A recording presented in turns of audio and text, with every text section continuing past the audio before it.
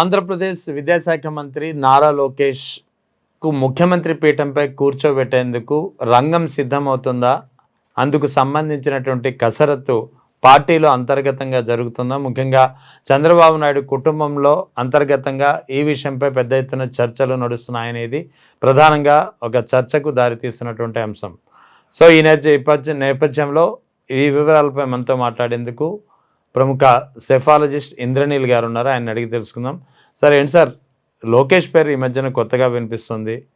CM పీఠంపై కూర్చోబెట్టేందుకు, అతనికి బాధ్యతలు అప్పగించేందుకు కుటుంబం నుంచి కూడా ఒత్తిడి వస్తుంది. చంద్రబాబు నాయుడు కూడా దాదాపు దీనికి సంబంధించి పార్టీలో అంతర్గతంగా చర్చించినట్టు సమాచారం. అంటే కుటుంబం ఒత్తిడి అనే కంటే కూడా సార్, చంద్రబాబు గారి వయసు రీత్యా లోకేష్ని సీఎం చేసుకోవాల్సిన ఆవశ్యకత టీడీపీ పార్టీకి ఉంది. Okay, right. టీడీపీ పార్టీకి ఉంది. అంటే అది ఒక రీజనల్ పార్టీయే కదా. రీజనల్ పార్టీ ఏది తీసుకున్నా కూడా నాయకత్వం అనేది కుటుంబ రాచరికం రాగా హక్కులాగా వచ్చేదే కానివ్వండి, అర్హతతో ఇంకొక అతను వచ్చేది ఏమి ఉండదు కదా. అవును. సో ఆబ్వియస్లీ చంద్రబాబు గారు తర్వాత ఎవరు అంటే లోకేష్ పేరు అనిపిస్తుంది. ఇప్పటికే అధికారంలోకి వచ్చిన ఈ 20 నెలల్లో లోకేష్ మార్కు రాజకీయం అయితే నడుస్తుంది.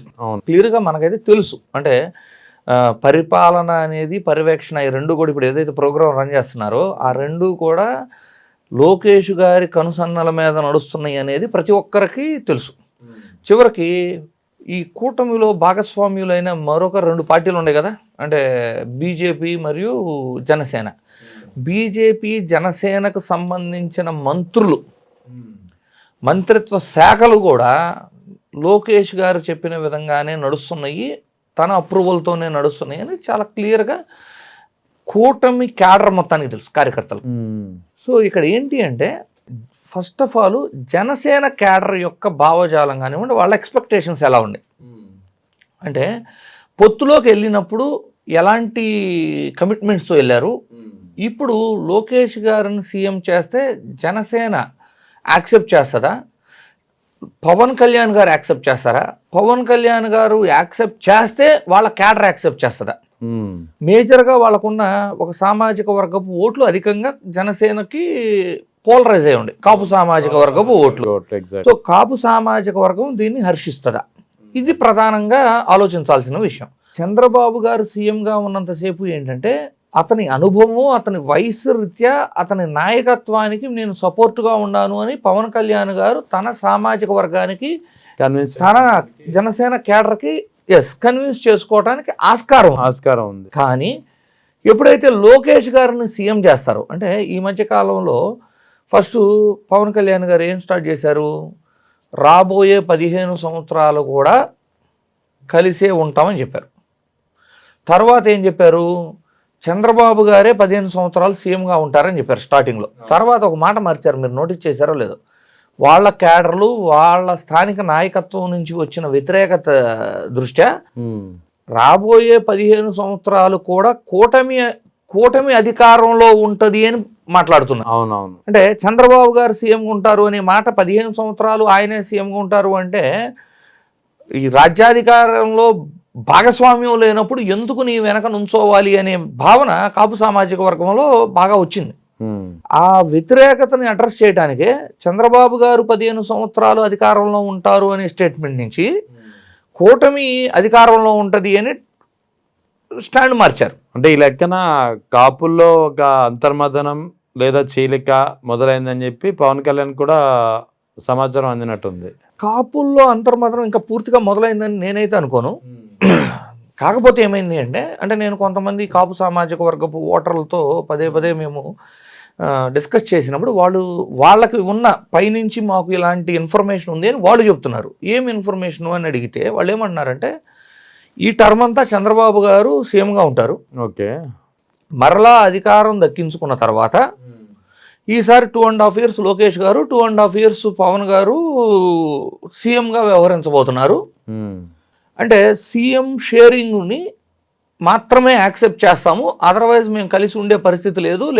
లోకేష్ గారి నాయకత్వానికి, అంటే పవన్ కళ్యాణ్ గారు ఏమో డిప్యూటీగా ఉంటూ లోకేష్ గారు సీఎంగా కంటిన్యూగా కొనసాగే పరిస్థితి ఉంటే మేము పవన్ కళ్యాణ్కి మద్దతుగా నిలబడలేము అనేది విన్నాం. అయితే వాళ్ళకి పైనుంచి ఉన్న ఇన్ఫర్మేషన్ ఏంది, ఈ టర్మ్ అంతా చంద్రబాబు గారు సీఎంగా ఉంటారు, డిప్యూటీ సీఎంగా పవన్ కళ్యాణ్ గారు ఉంటారు. నెక్స్ట్ టర్మ్ అధికారంలోకి వస్తే అది కూడా ఫస్ట్ టర్మే పవన్ కళ్యాణ్ని సీఎంగా అని ప్రకటన చేస్తేనే కలిసి వెళ్ళేంత ఎగ్జాక్ట్లీ అని అంత డిస్కషన్ కింద లెవెల్లో ఉంది.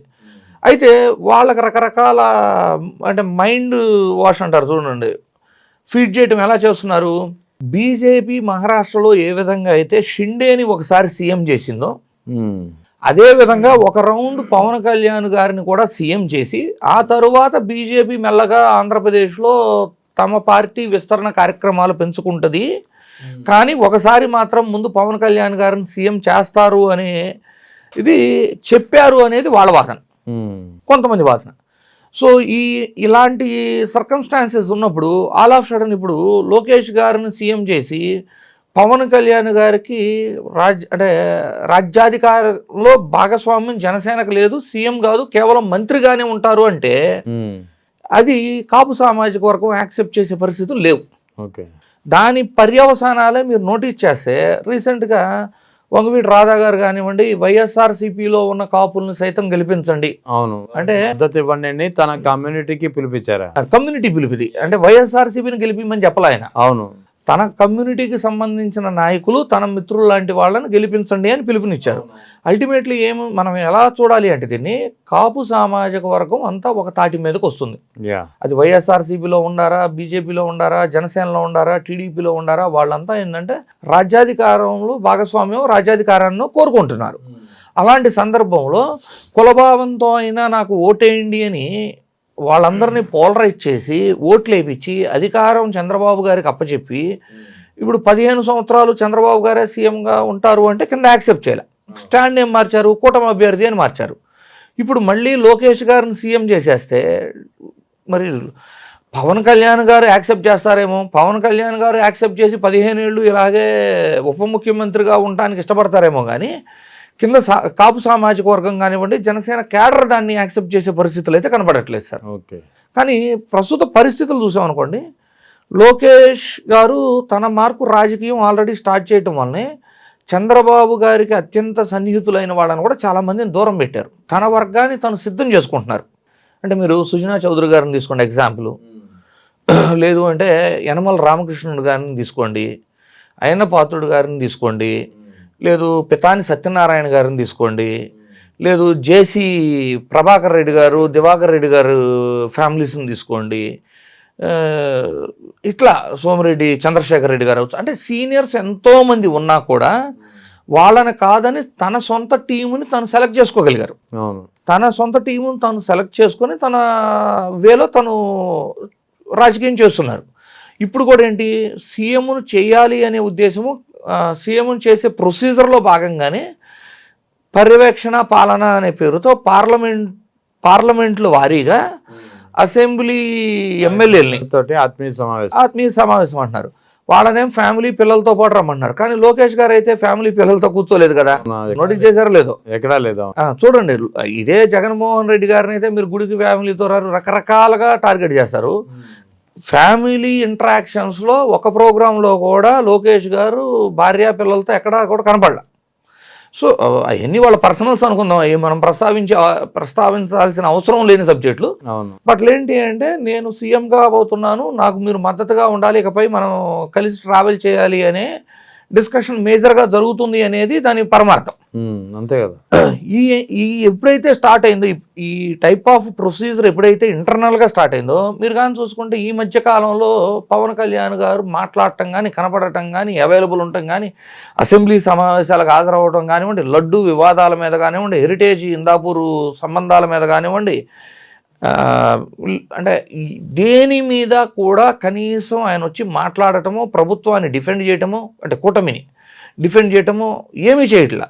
ఈలోపు ఏం జరుగుతుంది, అంబటి రాంబాబు గారి మీద జరిగిన ఇప్పుడు మనం చాలా మాట్లాడుకొని ఉన్నాం. అవును, ఈ ఎంటైర్ ఎపిసోడ్లో ఒకటి జనసేన మంత్రిత్వ శాఖల్లో అంటే మంత్రులకి సైతం ఓన్ డెసిషన్ తీసుకునే అధికారం లేదు అని చాలా క్లియర్ కనబడుతుంది. అవును, జనసేన ఎమ్మెల్యేలు బహిరంగంగానే వాళ్ళ యొక్క అసంతృప్తిని వెళ్ళగక్కుతున్నారు.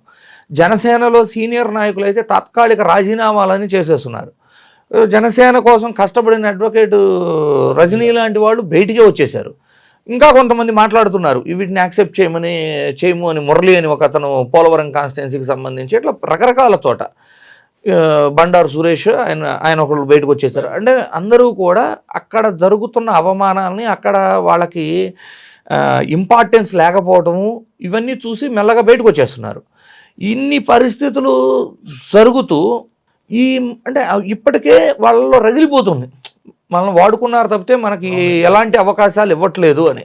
ఇంత సిచ్యువేషన్లో all of sudden Ambati Rambabu గారి మీద దాడి, ఇంటికి నిప్పంటించడము. ఇక్కడ అంబటి రాంబాబు గారు ఇష్యూ తీసుకోండి, అసలు ఆయన బాధితుడా నిందితుడా ప్రజలకి క్లియర్ కనబడిపోతుంది కదా. ఆ రోజు ఆయన మీద ఇప్పుడు హోంమంత్రి గారు రపా అంటేనే కేసులు పెడతా అని హోంమంత్రి గారు ఆ రోజు అంటే ఉద్దేశపూర్వకంగా రాడ్లు తీసుకొని రోడ్డు మీద విచ్చలవిడితనంగా అంబటి రాంబాబు గారి మీద దాడి చేయాలని ప్రయత్నిస్తే మరి ఈ ఇన్సిడెంట్ లో బాధితుడు ఎవరు, నిందితులు ఎవరు? అవును. అలాంటి బాధితుడు నోరు జారిన తర్వాత కూడా, నోరు జారిన దానికి కూడా క్షమాపణ చెప్పినా కూడా ఇంటి మీద పోలీసుల సమక్షంలో దాడి చేసి మళ్ళీ అతన్ని అరెస్ట్ చేస్తే ఏమవుతుంది? ఇది చాలా క్లియర్ కనబడిపోతుంది కదా ఇదంతా. సో చివరికి జనసేనలో ఉన్న వాళ్ళు, టీడీపీలో ఉన్న కాపు సామాజిక వర్గానికి సంబంధించిన నాయకులు సైతం బేషరతుగా అంబటి రాంబాబు గారికి అంతర్గతంగా ఇంటర్నల్గా మద్దతు ఇస్తాం అనేది చాలా క్లియర్గా తెలుస్తుంది.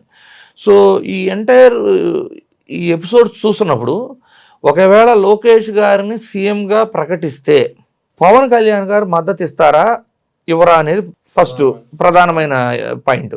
ఒకవేళ పవన్ కళ్యాణ్ గారు మద్దతు ఇస్తే తన సామాజిక వర్గము, తన కార్యకర్తలు సపోర్ట్ చేస్తారా లేదని రెండో పాయింట్. అయితే ఒకవేళ ఎన్ని దృష్టిలో పెట్టుకొని మరలా అధికారం కోసం ఆలోచిద్దామని ఒకవేళ చంద్రబాబు గారు ఆలోచించి ఈ టర్మ్ అంతా అతనే ఉందామనుకుంటే లోకేష్ గారి నాయకత్వాన్ని పూర్తిగా నాశనం చేసిన వాళ్ళు కూడా అవుతారు. ఎందుకంటే వయసు రీత్యా తీసుకుంటే పొరపాటున అధికారం మారితే, ప్రస్తుతం అయితే విపరీతమైన ప్రజా వ్యతిరేకత అనేది ప్రజల్లో ఉంది సార్. యాజ్ ఎ సెఫాలజిస్ట్ మాకు క్లియర్గా తెలుస్తుంది, ప్రజా వ్యతిరేకత అనేది ఉంది. ఈ ప్రజా వ్యతిరేకత వలన ఒకవేళ అధికారం మారితే మరలా అధికారం అంటే ఇప్పుడు ఒక 3 ఏళ్ళు, తర్వాత 5 ఏళ్ళు, 8-10 సంవత్సరాల తర్వాత వయసు రీత్యా చంద్రబాబు గారు రాజకీయాలకు దూరం అయితే ఆయన క్రెడిబిలిటీ లేకుండా కేవలం లోకేష్ గారి నాయకత్వంతో ఎన్నుకోవాల్సిన పరిస్థితి వస్తే, ఒకటి ఇప్పటికే లోకేష్ గారు సీనియర్ టీడీపీలో ఎప్పటి నుంచో కురువృద్ధులు లాంటి సీనియర్ నాయకులందరూ పక్కన పెట్టేశారు. పెట్టేశారు, చాలా మంది వాళ్ళ మద్దతు ఉండదు.